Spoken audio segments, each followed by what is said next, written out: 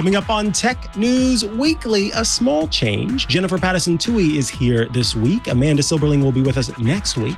Jennifer brings a great story and conversation, frankly, about how Amazon kind of blew its AI shot when it came to Alexa, the voice assistant from the company, in comparison to what other companies have been doing, and a deep dive into what went wrong and kind of what continues to go wrong within the company that's led to it not being at the forefront of the AI craze. Then another AI story from yours truly, this time about writers who say we're being fired not because AI is replacing us, but because AI is saying we're using AI and therefore we should be fired.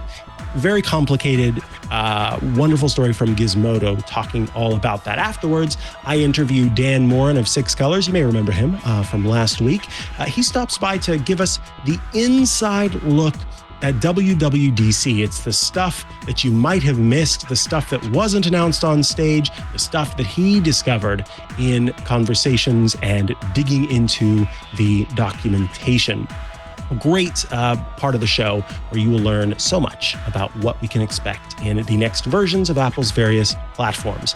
And then one last story of the week, this one from CNET, about how home security cameras have gotten a lot better thanks to, you guessed it, AI. All of that coming up on Tech News Weekly.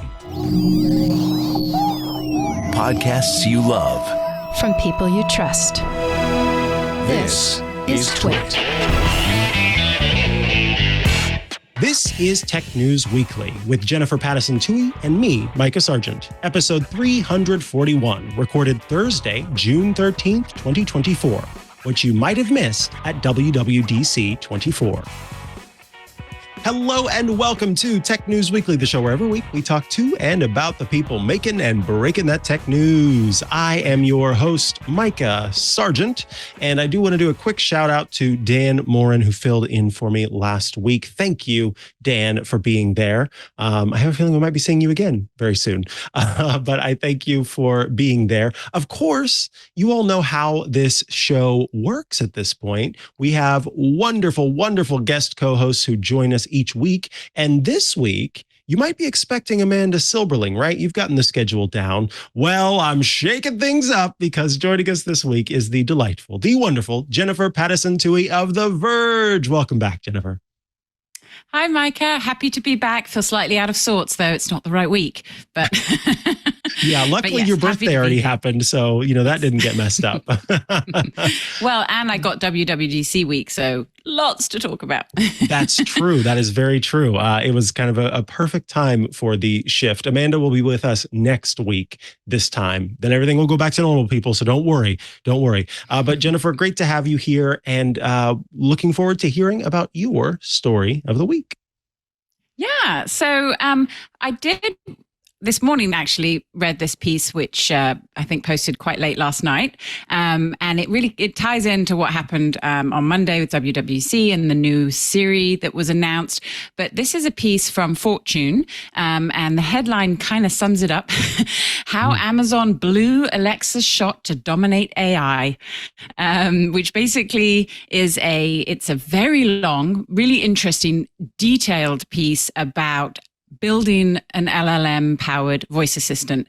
And the sources for the article are former employees, which is obviously something you need to take with a grain of salt because former employees may have an axe to grind, but they spoke with more than a dozen who all spoke to the challenges that Amazon has faced in trying to bring its voice assistant, which is arguably one of the most competent voice assistants that we currently have, and really had the potential lead here to become the vision that Jeff Bezos has always said he had for Alexa, which is, I'm sorry, should I be using a pseudonym? Yeah, some sort of the A lady.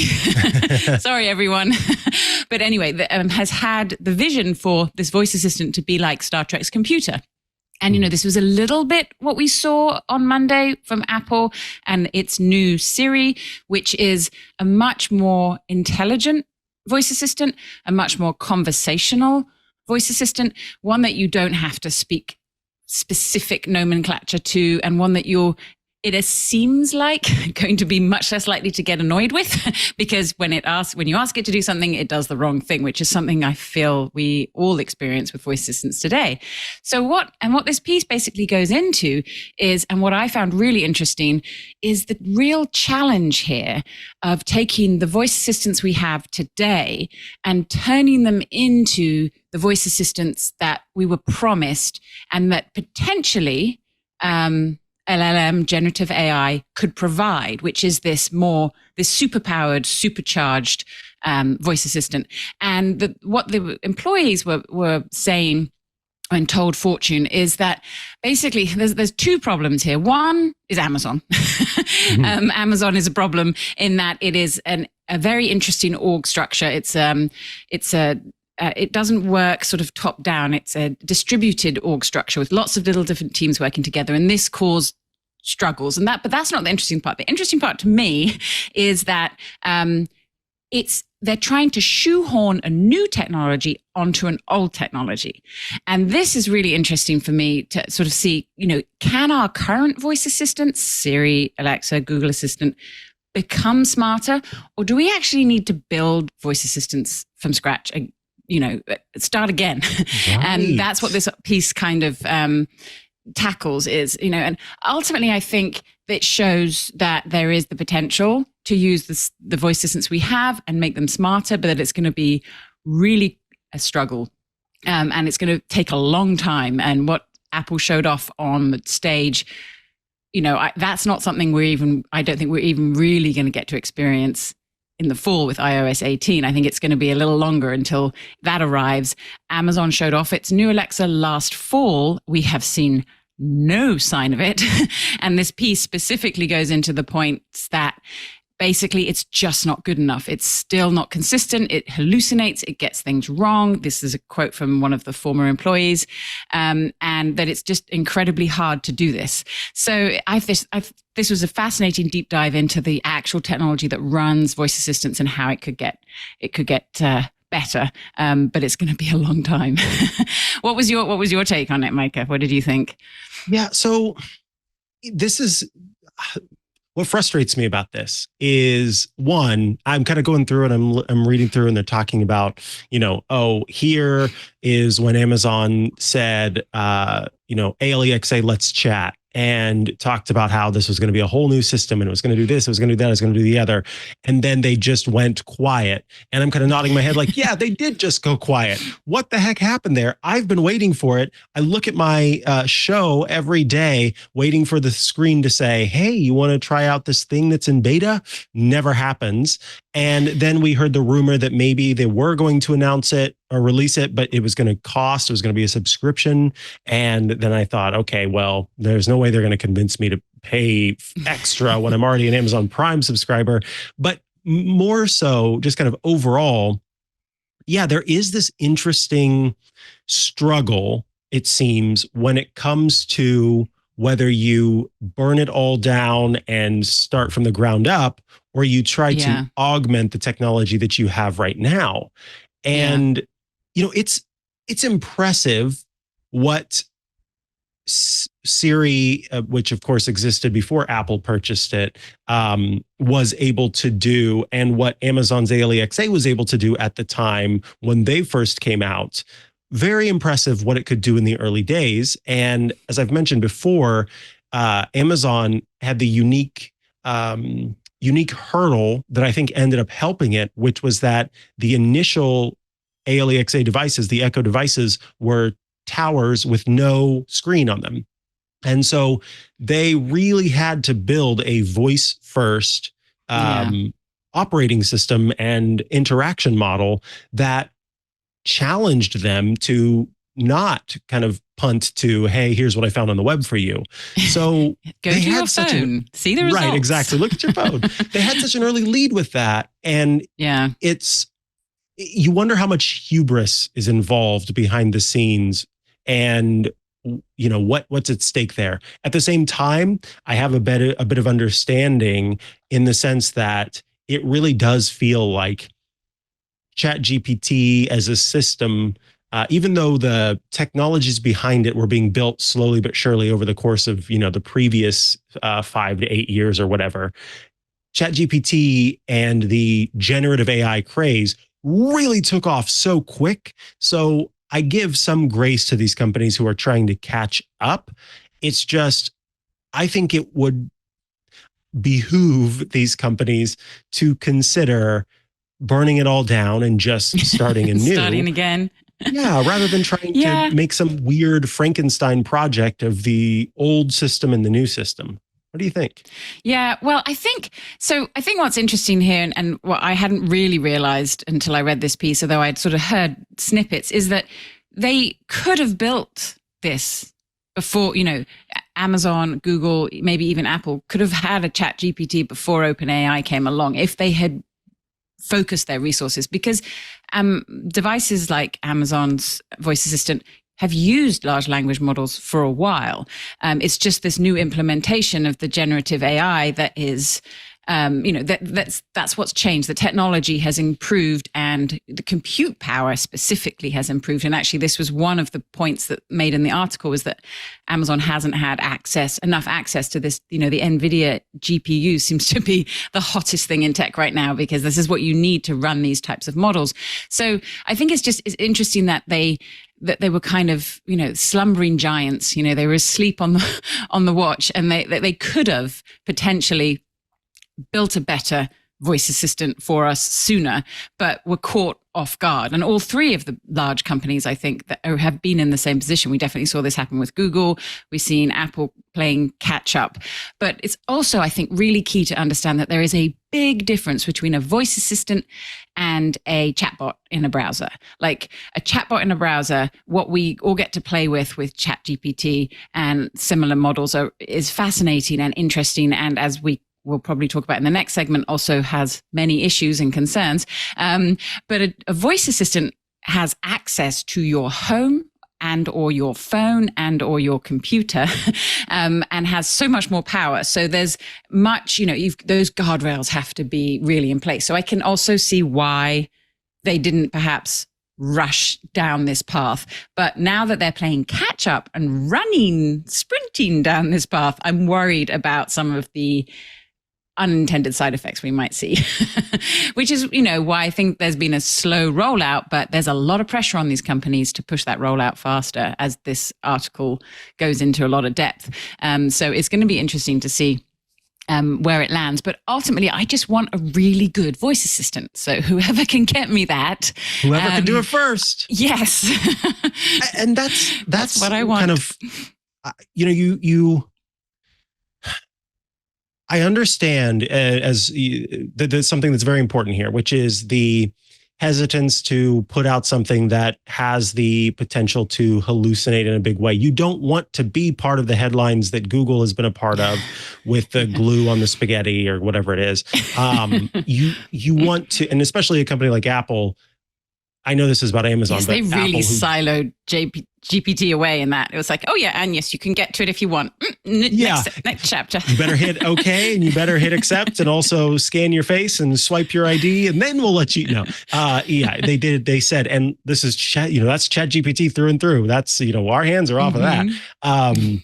So yeah, when it comes to that, I understand the desire to not create a thing that is going to get you those negative headlines.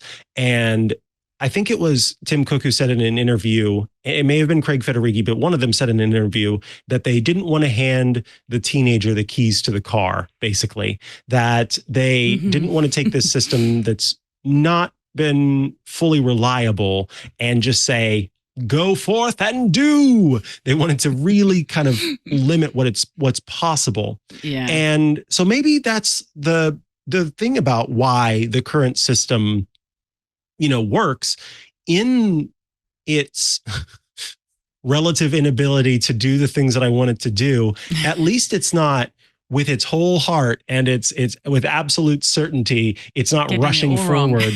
Yeah. And getting it wrong. That's kind of good, I guess, now that I think about it. But yeah, I want the assistant that it's a little bit of what Apple showed on stage. And again, this is showing things on stage. We have not seen the final outcome. Yeah. When there was just more contextual awareness, it knows where I live. It knows how far away the doctor's appointment is. It knows that my mom's birthday is on the same day as my doctor's appointment, and that I every year do this. And so then it pops up an alert that says, hey, you're probably going to want to pre-order the gift this year because you have a doctor's appointment on that day, so you won't be able to do it at the last minute like you normally do, you fool, or something. So that's the context, and I don't care if it calls me a fool, that's fine too, but that's the context that I want these systems to have.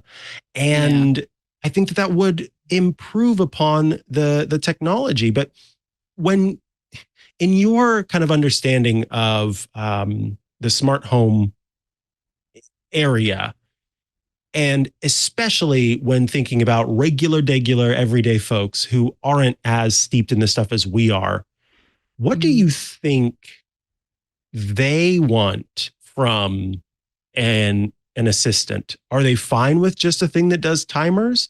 Or do they have the complaints that we have about the limitations of these systems? So I think that's the key, and that's actually the reason why this is all moving so fast, is because yes, right now that's what people use assistants for: timers, streaming music, shopping lists, because it's easy. What this will do, what generative AI powered voice assistants will do, is make using them easy, so that everyone will use them, as opposed to now, if you want to use an assistant to set up a smart home routine or to do something more technically advanced or more useful, it's complicated. You have to get out an app, maybe even do some kind of mini programming using shortcuts or something, and that's not easy, and it often doesn't work. But with the context, with the conversational ability, and with the deeper integration and knowledge that these types of generative AI powered voice assistants, digital assistants can have, it can be a question more of like, you walk in your house and your digital assistant will prompt you, will be proactive and say, I can do this for you. I know this and I can offer it to you, as opposed to you having to constantly command and respond with the assistant. And I think it will make these assistants so much more useful to so many more people than they are today, which is I think why there's this AI arms race on right now, because if you can nail that and reach a broad audience, that's going to be really valuable. Absolutely. Any other things you want to say about this before we move on to a quick break and then my story of the week? No, I think we covered it. Beautiful. All right. So let me tell you about our sponsor, the first sponsor of the episode today. It is Wix Studio, who are bringing you this episode of Tech News Weekly. And as you've probably come to know, that means it is a great time for me because I get to do literally anything I want with this ad spot. Wix Studio is giving me creative freedom because that's exactly what their platform gives to web designers. So with that, here is my moment of creative freedom today. So I recently learned about this method of kind of zoning out while doing some art. So you want a piece of paper and you want a kind of thick black marker. And on your piece of paper, you are going to draw straight lines all over the piece of paper. So I'm going to start drawing some straight lines in different ways.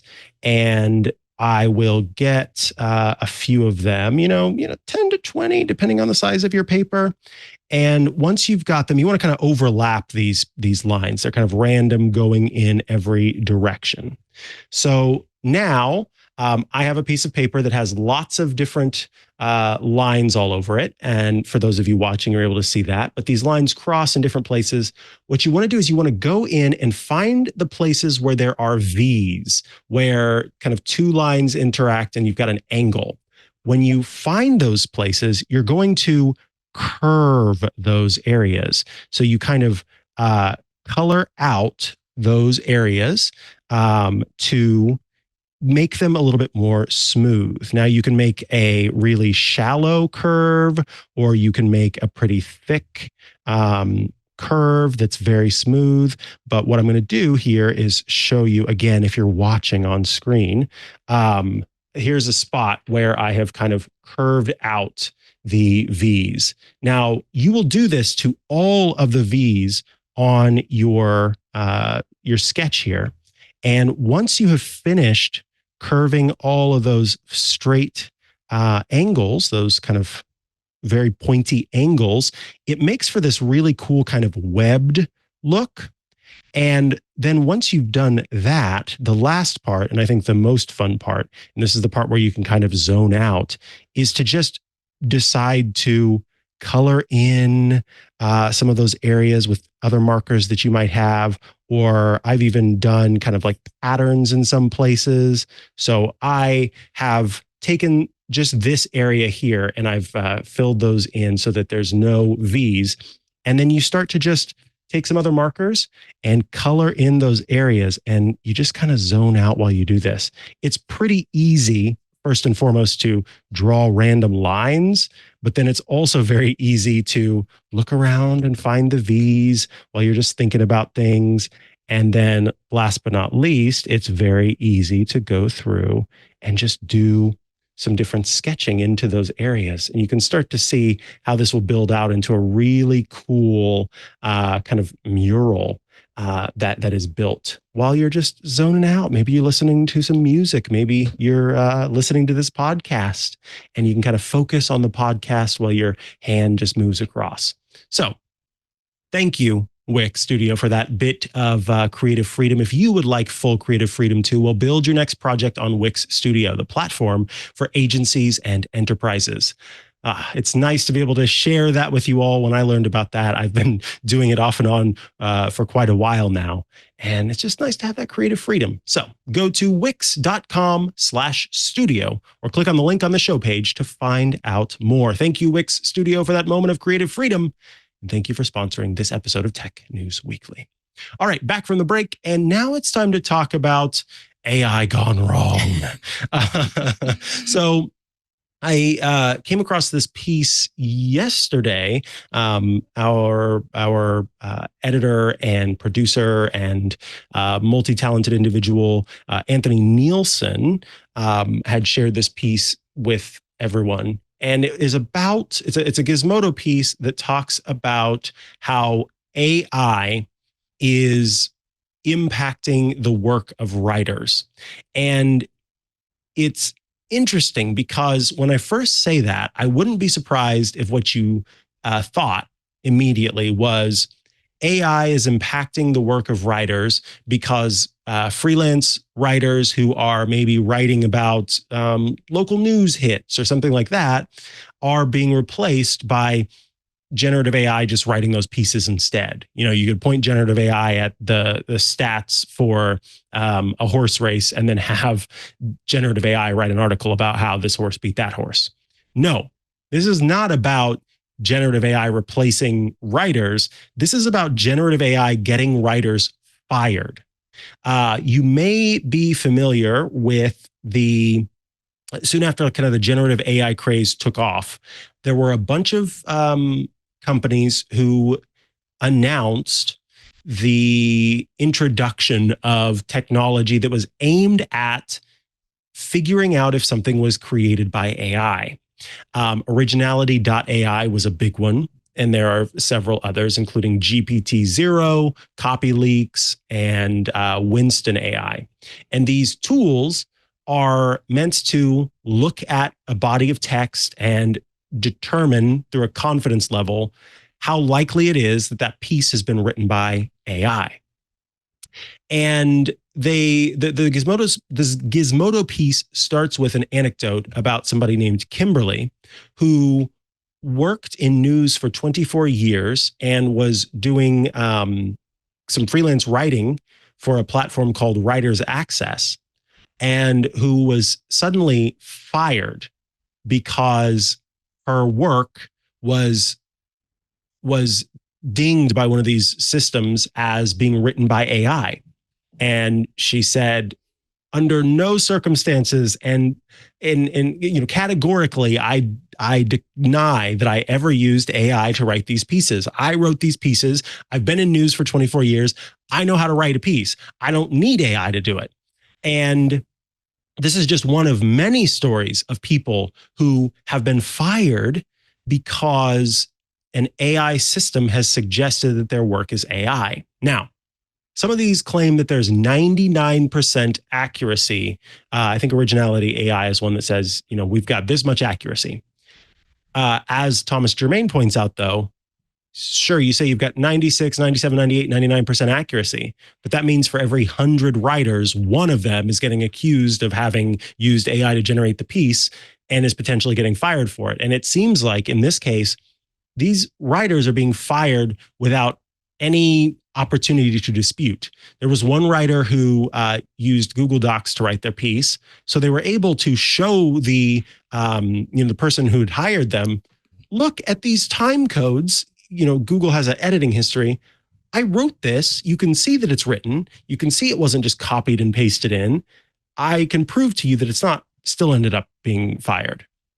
And the conversation, or the sort of overarching thing that really was an aha moment for me, or kind of made me step back and go, wow, is that, I thought that AI, generative AI in particular, was going to be responsible for the loss of some jobs because they were going to be replaced by AI.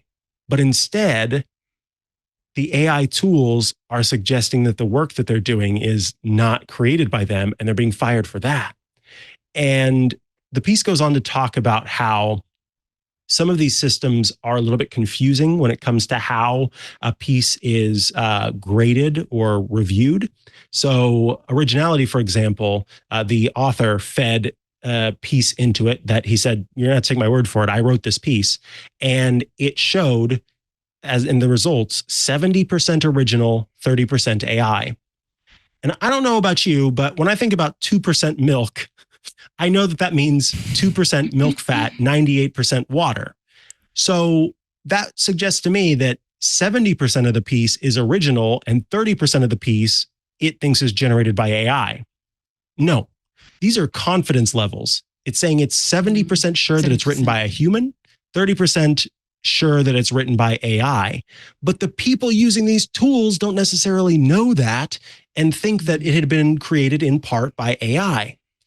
So this is really troubling. And you, Jennifer, as someone who is a writer for a publication, I wanted to get your take on this. And does this worry you at all? And kind of just your thoughts on kind of the systems that are out there, and how there are a number of experts who are saying that, these claims of 98, 99% accurate are just not accurate.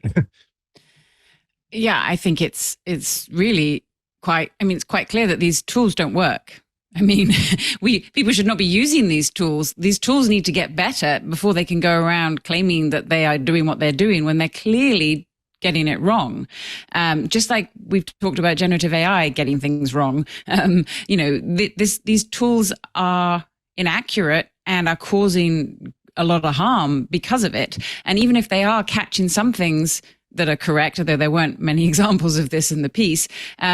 It's not just writers too. I mean, I've actually had personal experience through friends of friends whose children have been caught by these types of tools cheating on their schoolwork, when their parents were able to eventually categorically prove in similar ways that these children wrote their homework themselves. But there's just such a panic right now everywhere around these tools and the use of generative AI in all different worlds, not just writing, but in academia and in other places, that, just as we're talking about how we need guardrails and we need to implement AI capabilities carefully, we also need to implement and have guardrails around the tools we're using to monitor and control, because there's this concern and backlash, and these companies have sprung up and are capitalizing on our fears.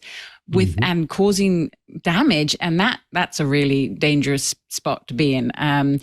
As a writer, I've been a writer for over almost 3 decades now. And I've yet to even experiment with ChatGPT for writing anything. I would never. It's just not something that's even crossed my mind. I have used tools that have AI like Grammarly and, research tools.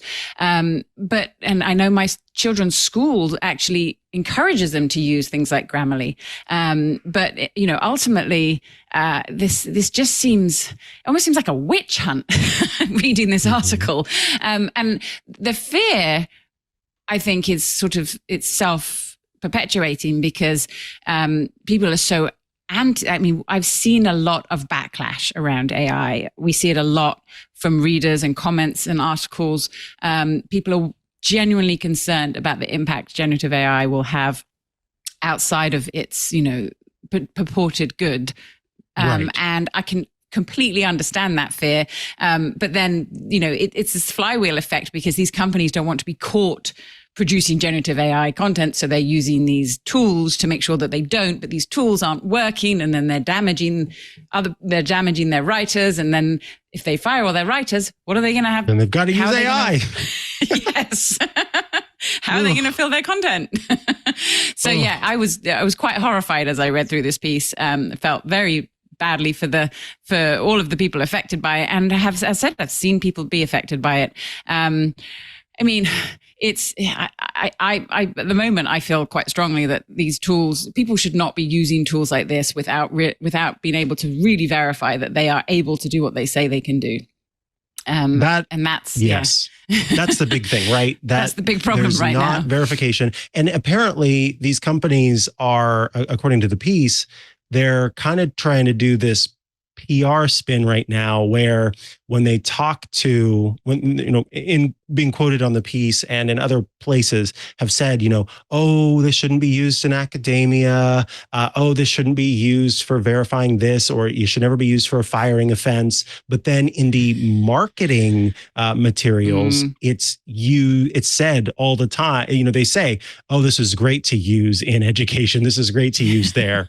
And I think that they're also seeing the backlash and trying to kind of figure out what they have to do to remain relevant. Because, it was kind of wild how quickly after the AI craze took off that these companies popped up and said, we can detect AI. We can prove this. Yeah. And kind of people just said, okay, I bet you can. Okay, cool. And started using it. And it's like, no. Let's slow down here. Take a breath. And just, especially with the loss of jobs, it's just not. Yeah. Not right. Well, and also, maybe it's because I'm a writer, but I don't think you need a tool necessarily to tell you if something wrote generative AI, especially if something is has been generated by AI, especially if you know the writer. Like it sounds like this woman had a long relationship with this company, then probably familiar with her style. If it's suddenly dramatically changed, or you have a D student who's suddenly getting A's, okay, maybe then start looking more closely. But just feeding things in just on the off chance it's going to come. I think you need a reason. Just like, if you're going to police this, you need that probable cause before you just start throwing out these tests and accusations at people. It's not it's something I'm quite sad about to see, and I really hope that we can get some good guardrails in place on policing AI as well as on AI. I agree. Well, Jennifer Pattison Tuohy, I want to thank you so much for taking the time to join us today. Where can folks find you online if they are looking to keep up with what you're doing? Yeah, you can find most of my work at theverge.com, and you'll find me also on Threads and TikTok at Smart Home Mama, and on X at JP2E. And here every third Thursday. Every third Thursday. Well, we will see you again next month on the third Thursday of the month. Thanks so much. Sounds great. Thanks. Bye. Alrighty, folks, let us take a quick break so I can tell you about our next sponsor. It's Cashfly, who are bringing you this episode of Tech News Weekly. For more than 20 years, Cashfly has held a track record for high-performing, ultra-reliable content delivery, serving more than 5,000 companies in more than 80 countries. And of course, at TWiT, we've been using Cashfly for more than a decade. And so we know all about it. We love the lag-free video loading, hyper-fast downloads, and friction-free site interactions. With Cashfly, you know it's the only CDN built for throughput. It's got ultra-low latency video streaming that delivers video to more than 1 million concurrent users, lightning-fast gaming that delivers downloads faster with zero lag or glitches or outages, mobile content optimization that offers automatic and simple image optimization so your site loads faster on any device, plus flexible month-to-month billing for as long as needed and discounts for fixed terms. You can design your contract when you switch to Cashfly. Cashfly delivers rich media content up to 158% faster than other major CDNs and allows you to shield your site content in their cloud, ensuring a 100% cache hit ratio. And with Cashfly's elite managed packages, you will get the VIP treatment because your dedicated account manager will be with you from day one, ensuring a smooth implementation and reliable 24/7 support when you need it. So learn how you can get your first month free at cashfly.com/twit. That's CACHEFLY.com/twit. And we thank Cashfly for sponsoring this week's episode of Tech News Weekly. All right, folks, we are back from the break, and that means it's time for the interview of the week. So as you all know, because I know you all tuned in on Monday to watch Leo Laporte and I cover the WWDC24 keynote from Apple, Apple announced a whole heck of a lot of stuff. And you have heard about it throughout the week. We've talked about it on iOS Today. We talked about it on MacBreak Weekly. I wouldn't be surprised if some of it came up on Windows Weekly yesterday, if some of it came up on Twig. But now that it's Thursday, you may be thinking that once again, we're talking about what was announced in the keynote at WWDC 2024. No, now we're going to talk about some of the other stuff. We're going to talk about some of the stuff that maybe was briefly mentioned on stage or maybe wasn't mentioned at all, but that is well worth discussing. Joining us is going to be a familiar face to many of you because he wonderfully, graciously subbed in for me last week here on Tech News Weekly. It's Dan Moren. Welcome back, Dan. Hey, it's good to be back. Thanks for having me, Mikah. Yeah, so great to have you here. So with this, I was hoping that we could start by talking about something that I've seen kind of picking up over time as the week has gone on. People are really chatting about Vision OS 2. Tell us about what we can expect there, maybe what wasn't announced on stage and everything in between. Sure. Yeah. Apple obviously showed off some big improvements in Vision OS 2, but there are some smaller ones that I think are worth picking up. A couple things that were mentioned sort of briefly in the keynote. I think even you got to look closely, right? Some of those slides, we call them the bento boxes, where they have all the little features that are in little like bubbles and like at the end, and you're like, oh, quickly write down what all those things are if you're a journalist like me. And a few things mentioned in there that were not explicitly called out in the keynote. You're going to love it. People who have Vision Pros have complained for a while they can't rearrange all the apps on their home screen. Well, good news. Vision OS 2 fixes that glaring error. You can now rearrange all your apps, put them in whatever order you want. I think previously they were in alphabetical order. So if you were unlucky enough to have an app that started with a Z or something like that, it was all the way at the bottom. So now if it's something that you want more, you can move it to the top without trying to engage in shenanigans like renaming your app. Couple other improvements out there. One, keyboard detection in environments. This is another thing people were looking for. If you sort of went into one of those immersive environments, I'm on the moon or I'm at the nice lake in the mountains, and you wanted to do some writing maybe. If you are someone who maybe can touch type with your keyboard in front of you and doesn't have to look at it, that's great. But for the rest of us who sometimes need to look down and be like, okay, I need to hit a keyboard shortcut or something, you couldn't see your keyboard because you're in this immersive environment. Well, now it's using machine learning to detect your keyboard and display that. It sort of pops through the environment, basically. Now, I have heard some people say it only seems to work right now with Apple's own Magic Keyboard or with a MacBook keyboard. But it is, of course, a beta, so it's possible that they'll make sure and add support for third-party keyboards in there throughout the next few months. Likewise, if you're somebody who likes using, say, an alternative form of input, say a mouse, for example, you can now use a mouse when you're using your Vision Pro, so it can sort of connect and use a little pointer rather than using the eye tracking or a trackpad. You can use a Magic Mouse or any third-party Bluetooth mouse. That's really nice. Also, some other improvements that I really enjoyed. Guest mode is a thing that people have used where essentially you can give your Vision Pro to somebody else and let them try it out. But one of the problems with it is it had no persistence. Every time you gave it to somebody to use, annoying. They had to do all the training all over again. Well, now it lets you save your most recent guest eye and hand data so they can skip setup and jump right back in. I believe I've heard it lasts for 30 days. That's what I've heard as well. Yeah. And then a couple of the quick things. This was making the rounds on the social media today. I haven't had a chance to verify it, but it seems pretty cool. There is actual feedback if you're in the spatial persona mode, which is sort of that ghostly hologram mode where you're chatting with somebody. There's apparently now it can detect when you're high-fiving each other or doing a fist bump or shaking hands, and it like makes a little sort of visual and audio cue when your spatial personas interact with each other, cool. Which is kind of cool. Yeah, I think that's a clever idea. And then for folks who like watching a bunch of different sports, multi-view will let fans of Major League Soccer and Major League Baseball watch I think up to 5 different games at the same time and switch between them. And that's something I'm sure sport fans will like. That will always surprise me and impress me.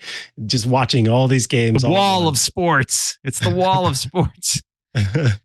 Vision OS 2, particularly the keyboard pass-through. I was happy to see that finally make its way into the OS. And as you mentioned, the persistent guest thing, because maybe you get a Vision OS for the house, and it really can be annoying if every time you got to redo that over and over again. So, that kind of covers the other features of Vision OS 2. Of course, there's a lot in APIs that developers can make use of. I saw one instance of a developer who had created this bubble, and there's some kind of new interactions between a scene and translucent materials. So this bubble was taking on the shading of the environment and the color of the environment. It was really cool because they were looking through a window. So there were these kind of leaves outside. So it was partially green, but then partially gray because of the wall. So I have a feeling we're going to see some even more lifelike instances of graphics within Vision OS 2, which is pretty neat. But moving right along, another device that, it got its time on stage, but understanding kind of the nitty-gritty of watchOS 11. What can folks expect in the next version of watchOS? Yeah, so I mean, obviously some of the big features Apple hit was the ability to pause your rings, or the ability to have this Vitals app that tracks sort of holistically your health over time. But a couple of things that didn't make the cut. If you're somebody who does swimming workouts, you can now do a customized workout in the pool. So like interval training or something like that. That was previously available in some of the other exercise workout modes like running, but now it's available for swimmers as well. Apple showed off a bunch of those sort of hiking and topographical map features. Those all come to the Apple Watch as well. So if you're somebody who likes going to national parks and do some hiking routes, you can do that on there. I think you can even do it offline. So that's pretty cool.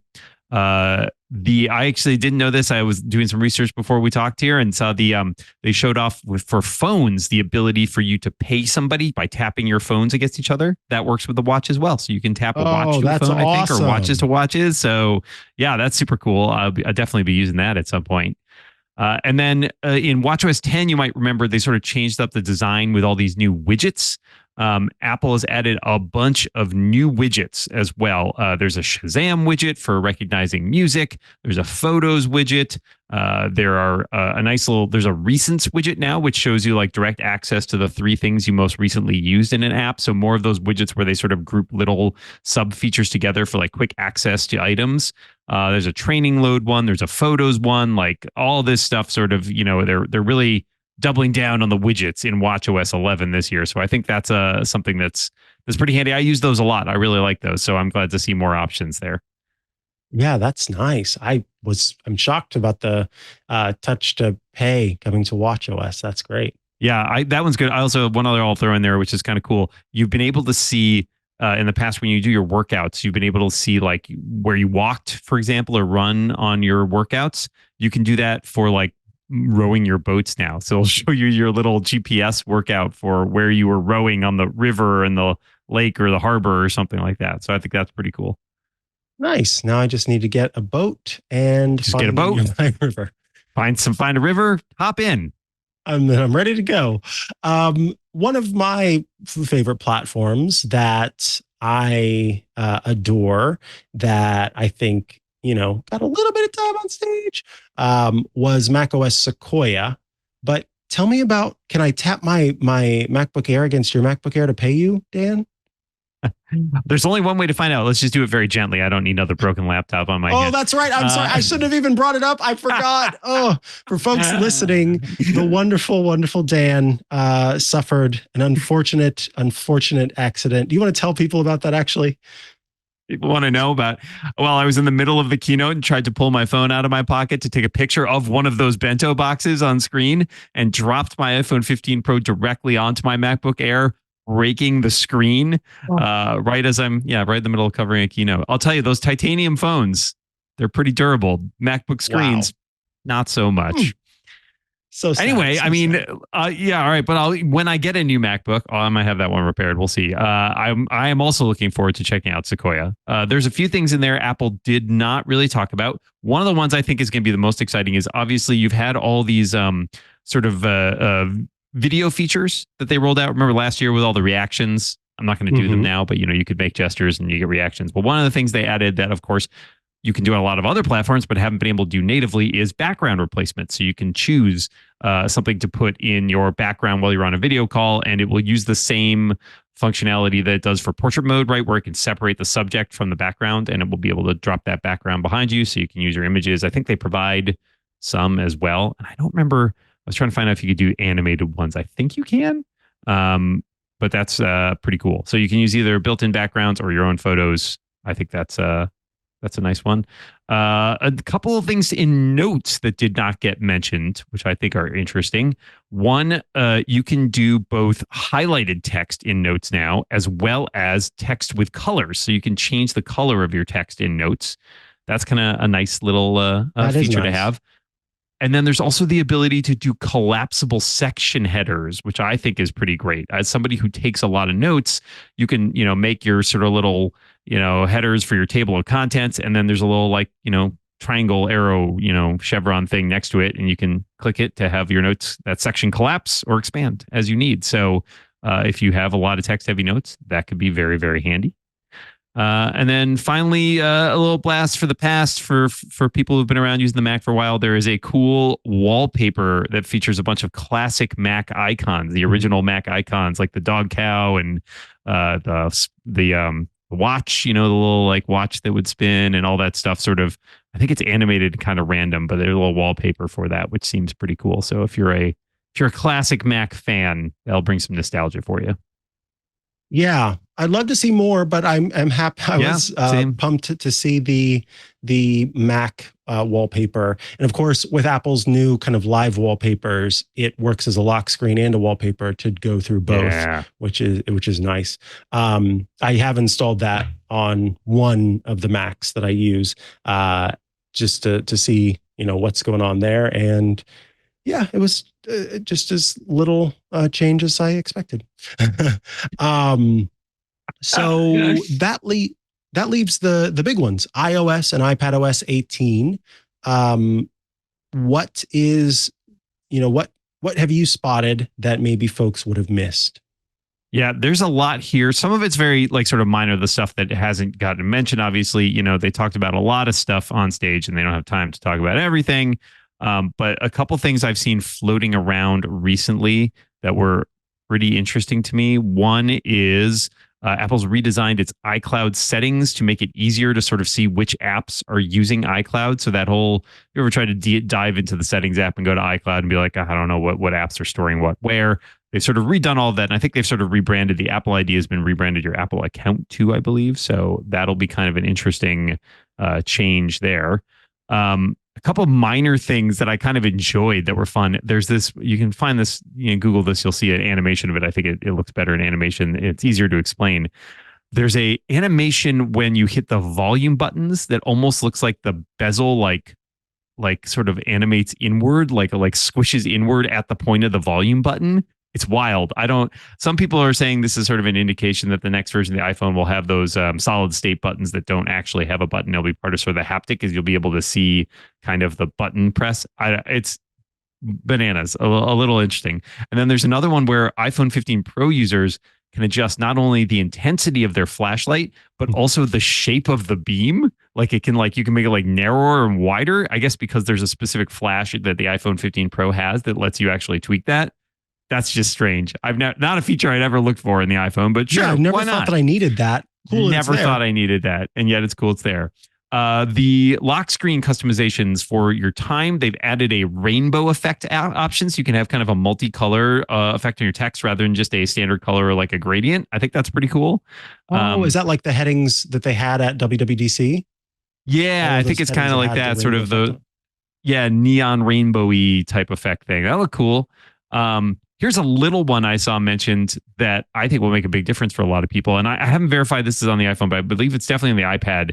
In the Files app, you can now choose to have files in iCloud Drive remain downloaded, right? You previously automatically, like iCloud Drive would manage your storage and be like, okay, you're running out of space. Let me offload this stuff back to the cloud. But now you can sort of like tell it to keep this downloaded at all times. And you've been able to do that with things like Dropbox in the past, but iCloud Drive has never really had that functionality before. I'm hoping that it's across all the platforms. It seems weird to me if it would only be in some of them. So I'm hoping Sequoia and obviously iOS 18 also have this, but that is a feature to me that will make life so much easier. I was just traveling with not great Wi-Fi, and I went in to like open a spreadsheet that I almost always have open, and it had been sent back to the cloud. And I'm sitting there like waiting for like a 300 kilobyte, spreadsheet to get downloaded over a plain Wi-Fi connection or whatever. Some for people who use AirPods 2, if you use the adaptive mode in there, where it can kind of balance the noise cancellation with the ability to hear the transparency mode and sort of things that are going on around you, there's now some customization for that. You can choose whether to have it more noise canceling or less noise canceling, sort of more transparency. So that's kind of fun that you can sort of adjust where you want that to go. If you've ever run out of juice on your iPhone, you might have noticed like it tells you like what features are still available. Like, oh, you can still use your wallet, right? Like on there. So if you need to like tap onto the subway or whatever, but it also now shows you the time. So it can, that's a minor feature, but sure, that's nice. Speaking of charging, there is also now an adjustable limit for charging. So one of the features they've added is sort of this ability to charge your device more efficiently by charging it up to like 80%, right? And then finishing charging it like at later times or at different times. You can now adjust that limit somewhere between 80 and I think to 100, like basically say how much you want your phone charged quickly, which can be more efficient and help prolong battery life. And I think it also says it'll suggest to you what, like based on your usage, what it thinks you should be charging to sort of get the most efficiency out of that. And then a nice little photos one. I actually have photos installed on my iPad, or I have an iPad OS 18 beta installed on my iPad, and I've been playing around with the photos mode. One of the things I find very handy is it's expanded the ability to categorize certain images. So if you're like me, I take a ton of screenshots and I take pictures of, receipts, and I take pictures of documents that I'm scanning and et cetera. And like they all get mixed in with my photo library. Now there's a utilities section that's been there in the past that's had like your hidden and your recently deleted, but it now breaks out things for receipts, stuff with handwriting, illustrations, and QR codes, which is great. Documents too. So like you can sort of quickly get to, hey, I need to see all the receipts that I've taken pictures of, or I need to see all the documents I've scanned in using the Photos app. You can quickly just jump to that, which I think is great. It's a thing that I run into very frequently. There's also some other stuff. I don't remember how many of these were in previous one, but like you can find all your spatial photos in addition to like other types of photos like panoramas and stuff. That's some of that's been in there, but they've expanded that as well. So a lot of stuff in there, way more I'm sure that hasn't been found yet. But that's just sort of a smattering of the things that didn't get as much attention. Nice. And, there were some mentions for audio and home as well, but I think what got announced on stage was all there was. So there were a couple more. The things I saw were so there is a ability to see your home electricity usage, which is sort of an expansion of the green energy thing that they added last year, but that is a coming later. So you'll be able to do that and like get a view of that in your home and see your home electricity, like your actual like metered usage. There's also support for robot vacuum cleaners coming later this year into the home app, which is nice. And then there was some stuff for smart locks where it could detect, like proximity essentially. And the closer you got, like when you walked up to your house, it would automatically unlock the door for you. But I did read some details on that, and it requires a lock that has the ultra wideband chip in it. I don't know how many smart locks even have that in there. Yeah, according to smart home expert Jennifer Pattison Tuohy from the first part of this show, there currently are antennae out that have ultra wideband, but they're working on those. So. Sure, of course, that's great. We'll another feature coming later this year for some people. Well, Dan, I want to thank you so much for helping us sift through the noise and figure out what else was announced at WWDC. Of course, folks can head over to sixcolors.com to keep up with what you're doing. Is there anywhere else they can go?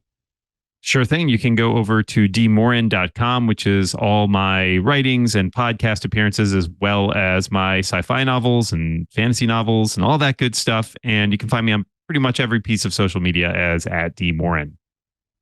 Beautiful. Thank you, Dan. And thanks again for subbing in for me last week. I appreciate it. Always a pleasure, Mikah. Good to talk to you. All righty, folks. We've got one more story of the week. Before we get there, though, I do want to take a quick break here to remind you about Club TWiT at twit.tv/clubtwit. When you join the club, you gain access to some great features. For $7 a month, you can get access to our ad-free catalog. That's all of our shows on TWiT, completely ad-free, just the content. You also gain access to the members-only TWiT Plus bonus feed that has extra content you won't find anywhere else, behind the scenes, before the show, after the show, special Club TWiT events, all of that gets published there. You can also check out the members-only Discord server, a fun place to go to chat with your fellow Club TWiT members and also those of us here at TWiT.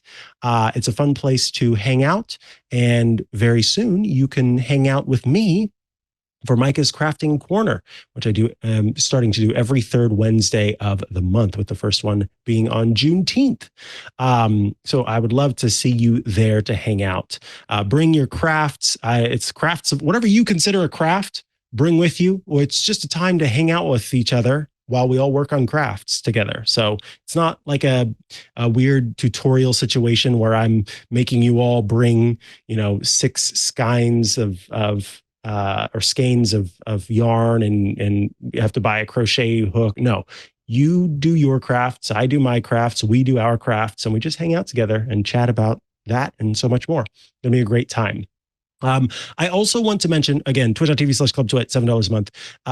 We are very much in need of an update to our reviews in Apple Podcasts and anywhere else that reviews are possible, but particularly in Apple Podcasts. So if you're listening to us via Apple Podcasts and you haven't had the opportunity to, would love it if you could review the show. If you do review the show, let me know, Mikah at twit.tv, and your review might get a read on the show, as I thank you for taking the time to write one out. So you'll get a little shout out on the show for doing so, and we appreciate you for your reviews. All right, with that, break time is over. We're back for the remaining story of the week. It's a quick one, but I wanted to mention, as I had hoped to get the writer Tyler Lacoma on the show, who unfortunately was unavailable, to talk about this great review for CNET. It's part of CNET's AI Atlas publication. I don't know what to call it, sort of grouping of content. AI Atlas is this set of content that's all about AI. And in this case, it was a review of how home security is getting better because of AI. And here's what I liked about this. There's so much focus on generative AI that we tend to, or we have kind of looked past some of the other AI. First and foremost with things like voice assistants, where those were being trained to be able to understand what our voices were saying and what our requests were and provide a response using a different technology than what modern generative AI systems use, which are large language models. But the same thing applies to the home security area, where they have been trained on how to determine if something is a person, a pet, a package, or none of the above, and provide better responses to, or not responses rather, but provide better alerts to what's going on in the home. So this whole piece kind of talks about how when we first started setting up security cameras, by that I mean home security cameras that were kind of mass market devices like those from Ring and other manufacturers, there was this issue that you would get buzzed every 5 seconds. The app would be telling you, "Hey, I detected motion. Hey, I detected motion. Hey, I detected motion. Hey, and that could lead to some major anxiety, right? You're thinking every second of every day there's somebody walking past your home, and you got to see who it is. You got to make sure that they're who you expect them to be walking past your home. Or if you have one in your home, that your dog is getting up on the sofa if it's not supposed to be up on the sofa. All sorts of things. But as time has gone on, the technology has improved so that the batteries last longer because it's not constantly having to wake up and record stuff. It can do the lower level kind of detection of motion and then figure out, do I need to pay more attention to this or can I just go back to sleep? And it is saving your phone battery life and your own anxiety and everything else that's involved there, because if it's not important, then the AI can just move past it and not alert you.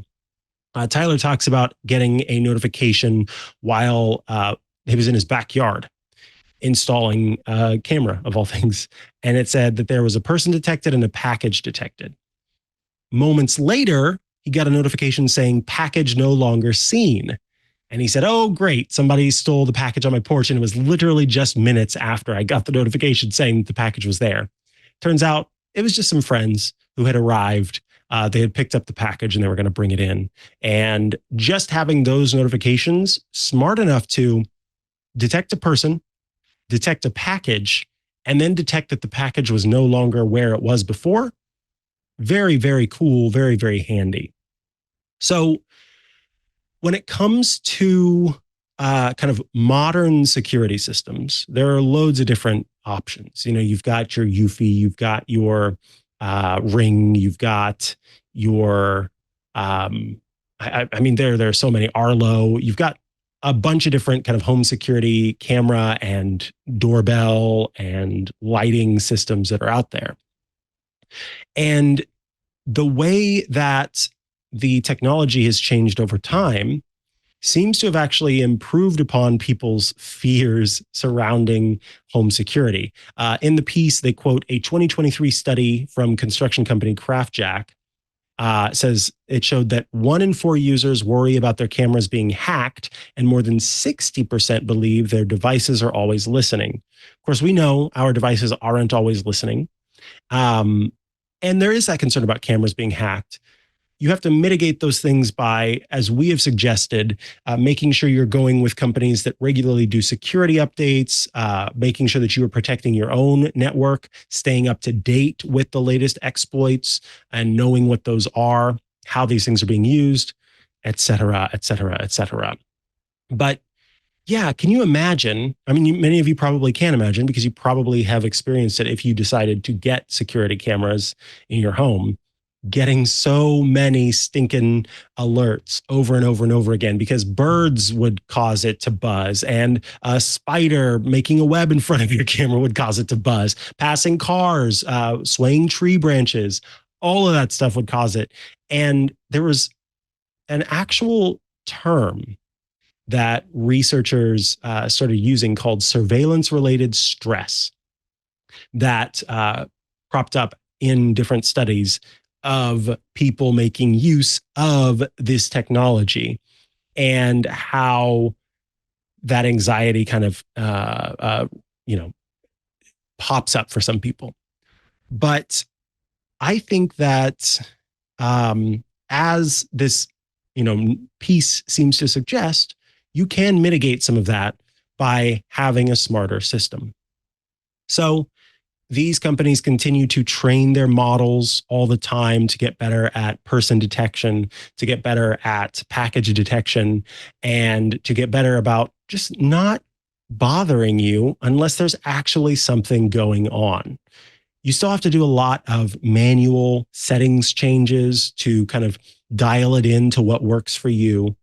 But I think it's well worth considering as an option, particularly as these things have gotten less expensive over time.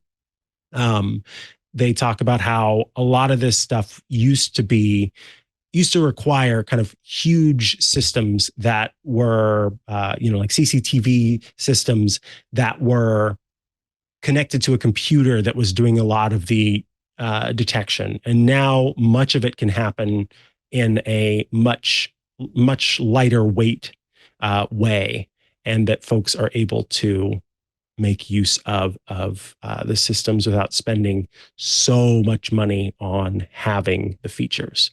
I recommend going and checking out the piece. It is very, very in depth. Again, by Tyler Lacoma over on CNET. We'll link to it in the show notes. But I invite you to tell me about your own interactions and experiences with home security cameras, and if you feel like they have gotten better over time, particularly with the detection of items. I know when I first got a Ring camera, I ended up just turning off the notifications entirely because it just kept buzzing me over and over and over and over again. But then as the technology improved, I was able to turn those notifications back on because I didn't get them as much because it got better at knowing, oh, this is not something that the person cares to be notified about. So that's been great. Folks, that is going to bring us to the end of this episode of Tech News Weekly. This show publishes every Thursday at twit.tv/TNW. That's where you can go to subscribe to the show in audio and video formats. I mentioned during the show about Club Twit, but I'll just briefly mention twit.tv/clubtwit, $7 a month. Would love to have you join us in the club. If you'd like to follow me online, I'm at Mikah Sargent on many a social media network. Not that I ever really post, but I am there. And you can also head to chihuahua.coffee, CHIHUAHUA.coffee, where I've got links to the places I'm most active online. Tune into Hands on Mac and iOS Today, which will publish later today. To see the video versions of those, you need to be Club Twit members. And then you can also check out on Sunday, Ask the Tech Guys, the show that I co-host with Leo Laporte, where we take your tech questions and do our best to answer them. Thank you so much for your time today, and I will see you again next week for another episode of Tech News Weekly. Bye-bye.